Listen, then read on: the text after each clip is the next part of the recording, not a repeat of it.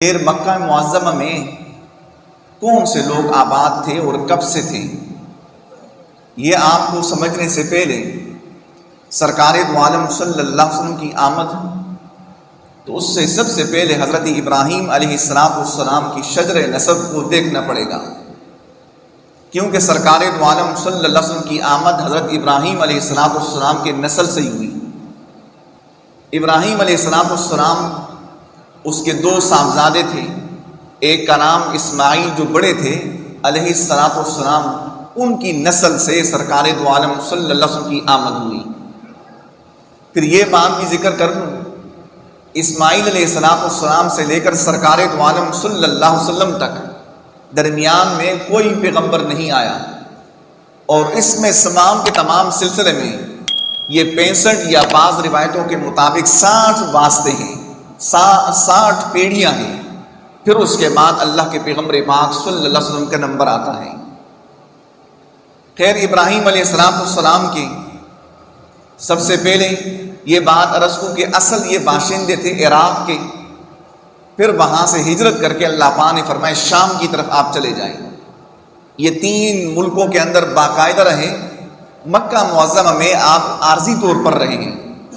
Number 1 Iraq میں، شام فلسطین میں زیادہ تر انہوں نے زندگی گزاری ہے، مکہ معظمہ میں کم گزاری ہے، لیکن انہی ملکوں میں تھے۔ عراق سے نکلے تو آپ کی سب سے سگی چاچا زاد بہن حضرت سارہ رضی اللہ عنہ مسلمان ہوئی تھی، اور آپ کے بھتیجے حضرت لوط علیہ السلام آپ پر ایمان لائے تھے۔ پھر اللہ پاک نے فرمایا کہ ابراہیم علیہ السلام آپ ہجرت کر کے شام کی طرف جائیں۔ شام کی طرف آپ اپنی بیوی حضرت سارہ رضی اللہ عنہ کے ساتھ سفر شروع کیا، تو درمیان میں یہ بات تھی کہ ایک خبیث النفس بادشاہ تھا جو انتہائی شریر قسم کا تھا۔ اس نے مختلف جگہوں پر چوکیاں بنائی ہوئی تھی، ایک تو اپنی سلطنت کی حفاظت اور مضبوطی کے واسطے، اور دوسرے اس بات کی بھی اگر وہاں سے کوئی قافلہ گزرتا اور اس کے اپنے چاہت کے مطابق قافلے میں سے کوئی خاتون ہوتی، اس کے کارندے اس کے سامنے پیش کر لیتے تھے۔ اور یہ بھی اس کے عجیب طریقہ کار تھا اس بادشاہ کا، اگر اس کو یہ کارندے بتا دیتے کہ اس قافلے کے اندر فلاں خاتون ہے لیکن اس کے ساتھ اس کا شور ہے، اگر اچھی وہ خوبصورت شکل کی تھی تو وہ اس کے ساتھ تنہائی میں پیش کیا جاتا، اگر یہ بتا دیا جاتا اس کا شور نہیں بلکہ اس کے ساتھ بائی ہیں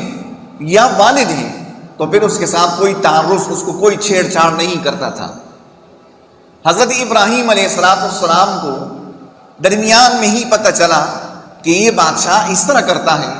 تو حضرت اپنی بیوی حضرت بیوی سارہ رضی اللہ عنہ اس کو کہا کہ آپ میری دینی بہن ہو، اگر وہ کارندے پوچھیں تو آپ یہ بتا دیں کہ یہ میرا بھائی ہے، اور میں کہوں گا کہ یہ میری بہن ہے، دینی اعتبار سے۔ فرمایا یہی کہ جب چوکیوں پر آپ گزرتے ہوئے آپ آ گئے اپنی بیوی کے ساتھ، تو ان کارندوں نے جب دیکھا حضرت بیوی سارہ رضی اللہ عنہ کے انتہائی خوبصورت تھی، شکل و صورت انتہائی عفت معاب تھی، انہوں نے اسی کو حضرت ابراہیم علیہ السلام سمیت بادشاہ کے پاس یہ پیغام بھیجا کہ آج ہمارے پاس چوکی میں سے لوگ آئے ہوئے، اور یہ بھی بتایا کہ وہ اپنے آپ کو بھائی بہن بتاتے ہیں، لیکن چونکہ خوبصورت انتہائی تھی تو پھر بھی بادشاہ کے سامنے میں یعنی اکیلے میں اس کو پیش کیا گیا۔ پھر وہ جو شریر النفس بادشاہ تھا، اس نے جب برائی کا ارادہ کر لیا، اللہ تبارک و تعالیٰ کی طرف سے ایسے اس کی پکڑ آئی، بی بی سارہ رضی اللہ عنہ نے اسی وقت دعا فرمائی کہ اللہ کے آپ جانتے ہیں میں نے عفت پاک دامنی کے ساتھ زندگی بسر کر رہی ہوں، اور اس ظالم کو میرے اوپر مسلط نہ کیجیے۔ فرمانے ان کی دعا فوراً قبول ہوئی، جو ہی وہ قریب آتا جا تو فوراً یہ زمین پر پٹخ کے گرنے لگا گھٹنوں کے بل۔ بعض اردو کتابوں میں یہ کہ زمین پھٹی وہ اس میں دس گیا، لیکن صحیح بات یہی ہے کہ زمین پر فوراً وہ پٹخ کے گھٹنوں کے بل گر پڑا۔ پھر اس نے التجا کی، وہ سمجھ چکا کہ یہ اسی خاتون نے بد دعا کی تھی۔ فرماتے پھر اس نے کہا کہ آپ میرے لیے اللہ پاک سے التجا کریں، اپنے رب سے مجھے اس سے نجات عطا فرمائیں، اب میں اپنا ارادہ آپ کی طرف اس طرح نہیں کروں گا جس طرح میرا پہلا تھا۔ بی بی سارہ رضی اللہ عنہ نے بھی یہ بات سوچی اور یہ سمجھی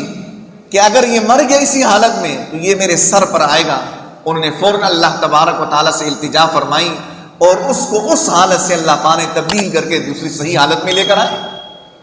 اور یہ ایک دفعہ نہیں، کئی دفعہ اس نے یہ ارادہ کر لیا، اس کے ساتھ اسی طرح ہوتا رہا۔ پھر جب وہ سمجھ چکا تو اس نے، اور یہ بھی البدایہ والنہایہ دوسری کتابوں میں مذکور ہے، اب اس جگہ پر ابراہیم علیہ السلام موجود نہیں تھے۔ اللہ پاک نے اس ابراہیم علیہ السلام کے اوپر اس پوری صورتحال کو منکشف فرمایا تھا، درمیان سے اللہ پاک نے پردے ہٹا لیے تاکہ اطمینان قلب اس کو ہو کہ آپ کی بیوی کے ساتھ کسی نے ہاتھ تک نہیں لگایا۔ پھر اس کے بعد اس نے اپنی بیٹی، اس کا نام روایتوں میں ہاجر ہے اور اردو کتابوں میں ہاجرہ آتا ہے، اس کو اس کے خدمت کے لیے طور پر، عطیہ کے طور پر، ہبہ کے طور پر اس کو دے دیا کہ آپ کی خدمت کرتی رہے گی۔ اپنے کارندوں سے کہا انتہائی معزز فرشتہ نما خاتون ہے، اس کے لیے میری بیٹی خدمت کرے گی۔ تو بی بی ہاجر رضی اللہ عنہا پھر بی بی سارہ کی خدمت کے لیے اس نے وقف کر لیا۔ وہاں سے وہ ملک شام کی طرف آئے۔ پھر اس کے بعد شام میں جب رہنے لگے اللہ تبارک و تعالیٰ کی حکم کی ساتھ، تو یہاں پر ہی بی بی سارہ رضی اللہ عنہ نے فرمایا کہ ابراہیم علیہ السلام آپ ان سے نکاح کر لیں، چونکہ اولاد ان کی نہیں تھی۔ پھر ان سے نکاح کیا گیا اور اس کے بعد اللہ تبارک و تعالیٰ نے ان کو بیٹا عطا فرمایا، اس کا نام اسماعیل علیہ السلام مقرر فرمایا۔ اسماعیل علیہ السلام پھر اس کے بعد 13 یا بعض روایتوں میں، صحیح روایتوں میں 15 سال بعد حضرت اسحاق علیہ السلام کی پیدائش ہوئی بی بی سارہ سے۔ خیر، حضرت اسماعیل علیہ السلام کی جب پیدائش ہوئی پھر اللہ تبارک و تعالیٰ کی طرف سے حکم ہوا کہ آپ اب میرے اس جگہ مکہ معظمہ، اس میں آپ اپنی اہلیہ کو، بی بی ہاجرہ کو اور اسماعیل علیہ السلام کو آپ نے وہاں پر چھوڑ کے آنا ہے۔ علامہ صابئی ابن کثیر رحمہ اللہ نے فرمایا کہ ابراہیم علیہ السلام نے سر خم تسلیم کے اس حکم کو وہاں سے اپنے اہل و عیال کو مکہ معظمہ پہنچا دیا۔ اس سے پہلے جو میں نے ذکر فرمایا کہ جب وہ خبیث النفس بادشاہ نے برائی کا ارادہ کر لیا تو اللہ پاک کی پکڑ میں آئے، اس پر علماء محدثین فرماتے ہیں کہ یہ ذہن میں رکھنا چاہیے انسان کو، ہر واقعہ میں اس میں انسان کے لیے، عبرت کے لیے بے تحاشا اللہ پاک نے حکمتیں اس میں پنہا کی ہوئی ہیں کہ دیکھو کوئی انسان ظلم زیادتی نہ کرے۔ ظلم زیادتی کا اللہ پاک فوراً اس کا مظلوم کی دعا اللہ پاک کے ہاں دربار میں قبول ہو جاتی ہے، جس طرح کہ بی بی سارہ نے دعا فرمائی اور اس وقت اللہ پاک نے اس کی پکڑ کر لی۔ فرمایا اللہ پاک کے ہاں وہ کیا دیر تو ہے لیکن اندیر نہیں، اللہ پاک یہاں اپنی حکمت کے ذریعے سے وہ بعض اوقات ڈیل لے رہے بعض ظالم کو۔ تو حضرت اسماعیل علیہ السلام بی بی ہاجرہ کو لے کر آئے مکہ معظمہ۔ جب یہاں پر لے کر آئے تو اس وقت یہاں پر کوئی آبادی نہیں تھی، کوئی نام و نشان نہیں تھا، جنگل بیابان تھا۔ اور یہاں پر حضرت ابراہیم علیہ السلام نے اپنے فرزند چھوٹے اکلوتے بیٹے کو، فرماتے ہیں یہ بھی علامہ ابن کثیر رحمہ اللہ نے ذکر فرمائے، اس کے پاس تھوڑا سا وہ مشکیزے میں پانی اور تھوڑا سا وہ توشہ ان کے پاس تھا۔ جب جو ہی یہاں پر ان کو وہ یہاں پر پڑاؤ ڈالنے کے لیے وہ خیمہ سا بنا لیا تو ابراہیم علیہ السلام کو اللہ پاک نے حکم فرمایا اب اس جگہ کو آپ نے چھوڑنا ہے، آپ کے اپنے اہل و عیال یہیں پر ہوں گے، آپ نے یہاں سے کوچ کرنا ہے، یہاں سے سفر کرنا ہے، پھر شام کی طرف جانا ہے۔ اب دیکھو کہ یہ ابراہیم علیہ السلام کے اس واقعے کو یہ ہوتا ہے اللہ تبارک و تعالیٰ کی بندگی کا اظہار، بندہ نما۔ اللہ پاک کا حکم آیا فوراً سر خم تسلیم کر لیا،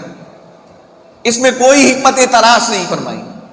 اب جنگل بیابان میں اللہ پاک کی طرف سے حکم ہوا کہ اسی جگہ پر چھوڑنا ہے۔ فرماتے یہ بھی علامہ ابن بدایہ والنہایہ والے نے لکھا ہے کہ رات کے وقت میں، رات تاریکی چھا رہی تھی، اس وقت بی بی ہاجرہ نے فرمایا ایک لکڑی نما وہاں پر گاڑی اور کہاں اعلان کرتے رہے ہوئے کہ اس میں تو انسان نہیں ہے آباد، اس میں تو درندے، شیر اور وہ یہ وغیرہ آباد ہے، پرندے، ان کو اعلان کرتے رہے ہوئے کہا کہ میں اسماعیل کی والدہ ہوں، ابراہیم علیہ السلام اللہ کے پیغمبر ہیں، اس کی بیوی ہوں۔ فرمایا اللہ پاک نے اس درندوں کے ذریعے سے ان کی حفاظت فرمائی۔ جب ابراہیم علیہ السلام وہاں سے جانے لگے، جو ہی ان کو یہیں پر پڑاؤ ڈالنے کے لیے وہ بندوبست کر لیا خیمہ نما، فرمایا جو ہی جانے لگے تو جب عزت بی بی ہاجرہ نے یہ منظر دیکھا تو وہ بول اٹھی کہ آپ ہمیں کس کے حوالے کر کے جا رہے ہو؟ کیوں اس طرح اکیلے ہمیں جا رہے ہو؟ اکیلے وہ جا رہے ہمیں چھوڑ کے جا رہے ہو؟ اور انہیں مڑ کے بھی ان کی طرف التجا نہیں فرمائی، التفات نہیں کیا، برابر وہ جاتے رہی۔ فرمایا بی بی ہاجرہ اس کے پیچھے جانے لگی، پھر فرمایا اس سے اللہ امرک بہذا، اللہ امرک بہذا، اے ابراہیم اللہ پاک نے آپ کو اس بات کا حکم تو نہیں عطا فرمایا؟ آیا رب العالمین کی طرف سے حکم تو نہیں؟ فرمایا ابراہیم علیہ السلام نے فرمایا امرنی ربی بہذا، اللہ پاک نے مجھے اس بات کا حکم عطا فرمایا، اس عمل کے لیے انہوں نے مجھے حکم عطا فرمایا، اپنے اہل و عیال کو اسی جگہ پر بے یار و مددگار چھوڑ کر جانا ہے شام کی طرف۔ اس خاتون نے دو قسم کی روایتوں میں بڑے عجیب خاتون نے جواب میں ارشاد فرمایا اذن لا یضیعنا، اللہ پاک پھر ہمیں کبھی ضائع نہیں فرمائیں گے، کبھی اللہ پاک ہمیں تباہ برباد نہیں کریں گے، کبھی اللہ پاک ہمیں ہلاکت کے گڑھے میں نہیں ڈالیں گے۔ دوسری روایتوں میں فرمایا اس کی زبان پر یہی جملہ تھا حسبنا اللہ ونعم الوکیل، کافی اللہ پاک ہمارے لیے اچھا کار ساز ہے، اس کی زبان پر یہی تھا۔ غزوہ احد کے موقع پر بھی جب مسلمانوں کو اللہ پاک نے امداد فرمائی، اس سے پہلے جب مسلمانوں کو یہ بات علم میں آئی، کافر لوگوں کا بڑا لشکر تیار کیا گیا ہے، مسلمانوں کو کچلنے کے واسطے بڑے ساز و سامان سے آنے لگے۔ فرمایا اذرا کرتے ہیں صحابہ اکرام رضی اللہ کی زبان مبارک پر بھی، سرکار دو عالم صلی اللہ علیہ وسلم کی زبان مبارک پر یہی جملہ حسبنا اللہ ونعم الوکیل، حسبنا اللہ ونعم الوکیل۔ اسی طرح ہر انسان کے اوپر جب کوئی مصیبت پریشانی آئے، فرمایا یہی ورد کرنا چاہیے، اللہ پاک ہی کی طرف متوجہ ہونا چاہیے، اللہ پاک ہی اپنا کارساز بنانا چاہیے۔ حسبنا اللہ ونعم الوکیل، کافی اللہ پاک ہمارے لیے انتہائی اچھا کارساز ہے، اچھا بنانے والا ہے، تکلیف مصیبت میں وہی نجات دلانے والا ہے، مصیبت کے وقت بھی کام آنے والا وہی ہے۔ فرمایا اس وقت ابراہیم علیہ السلام نے سر ہلاتے ہوئے یہی فرمایا تھا مجھے اللہ پاک نے اسی بات کا حکم عطا فرمایا، وہاں سے چل پڑے۔ پھر ابراہیم علیہ السلام وہاں سے ملک شام کی طرف گئے اور ان کی حضرت اسماعیل علیہ السلام بی بی ہاجرہ یہیں پر آباد تھے۔ فرمایا کہ پھر اس نے جب اس کے پاس مشکیزے سے پانی ختم ہوا، اپنا توشہ ختم ہوا، اب لہٰذا اب بچے کے لیے کوئی پانی کا نام و نشان نہیں، خود اس کو جو اپنی ضرورت ہے وہ بھی پوری نہیں، تو اسی طرح بے یار و مددگاری کی حالت میں فرمایا کہ حضرت بی بی ہاجرہ نے یہ کیا، صفا مروہ پہاڑیوں کی طرف دوڑ پڑی، صفا پر چڑھی، دیکھتی رہی کہ کوئی آبادی کوئی قافلہ نظر آئے اس سے پانی طلب کروں۔ پھر اس کے بعد دیکھتی وہاں سے جب صفا سے نیچے آ کر پھر بھی اپنے بچے کے پاس آتی ہیں، اور پھر جب یہ منظر دیکھتی ہے بھی اپنے بچے کی طرف کہ وہ بل بلانے کی حالت میں ہے، پھر وہاں سے مروہ کی طرف جاتی ہیں، اور اس طرح یہ 7 چکر جب مکمل کر لیے تو فرماتے ہیں پھر اس کے بعد اللہ پاک نے جبریل امین علیہ السلام کو بھیجا، جہاں پر اسماعیل علیہ السلام اور آب زمزم کی کنویں کے پاس لٹائے ہوا تھا، اس کی ایڑیوں پر اس کو رگڑنے کا وہ دیا، فرمایا اللہ پاک نے وہ پانی کا چشمہ جاری فرما لیا۔ پھر جب یہ منظر دیکھا بی بی ہاجرہ نے اس کے آگ اس پاس منڈیر بنانے لگی اور اپنے چلو سے پانی بھر کر مشکیزے میں ڈالتی رہی، یہاں تک کہ مشکیزہ کو بھر لیا۔ فرمایا وہ سکون چین پا لیا۔ پھر اس کے بعد 2 دن یا 3 دن کے بعد ایک قبیلہ آباد ہوا یمن سے، خانہ بدوشوں میں سے ایک قبیلہ جس کا نام قبیلہ جرہم تھا،